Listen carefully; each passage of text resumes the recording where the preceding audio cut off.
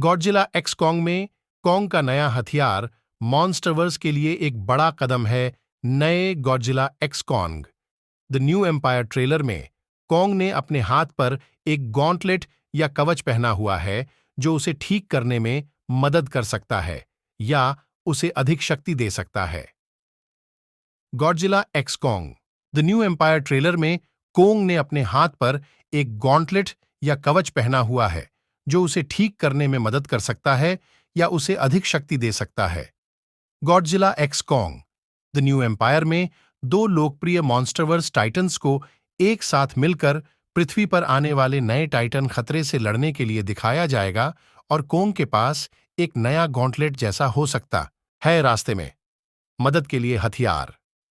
Godzilla x Kong the new empire के नवीनतम trailer में कोंग के एक हाथ को तोड़ते हुए दिखाया गया है। पृथ्वी कुछ प्रकार का कवच पहनती है जो पिछली फिल्मों में मौजूद नहीं है।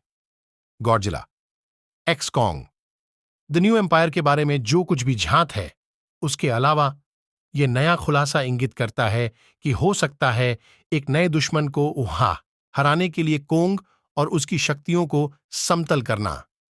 ट्रेलर में केवल संक्षेप में देखा गया, कोंग ने अपने दाहिने हाथ पर इन्फिनिटी गॉन्टलेट शैली का हथियार या कवच पहना हुआ है। हालांकि यह मूल टोहो फिल्मों या विद्या से कुछ नहीं है, फिर भी कई संभावनाएं हैं कि यह इस और भविष्य की फिल्मों में कोंग को कैसे लाभ पहुंचा सकता है या शक्ति प्रदान कर सकता है। Godzilla x Kong the new empire के कई पात्र इस फिल्म के लिए लौट रहे हैं और ऐसा प्रतीत होता है कि उनमें से कुछ हो सकता है कि वे पिछली गॉडजिला बनाम कांग लड़ाई के बाद से व्यस्त रहे हों इस नए मॉन्स्टरवर्स में कुछ ऐसा बनाने में जो पहले कभी नहीं देखा गया हो। कोंग का गॉन्टलेट द मॉन्स्टरवर्स में प्रदर्शित पहला मॉन्स्टर कवच है, जबकि गॉडजिला जैसे टाइटन्स ने त्वचा और स्पाइक्स चढ़ाए हैं। मॉन्स्टरवर्स में पिछली 4 फिल्मों में किसी भी प्राकृतिक राक्षस ने इस तरह के कृत्रिम कवच को नहीं अपनाया है। कोंग के पीले और भूरे कवच का शॉट ऐसा कुछ नहीं है जिसे वह बना सकता था, इसलिए यह संभव है कि इसे डॉ इलीन एंड्रयूज, रेबेका हॉल ने की घटनाओं के बीच में तैयार किया था।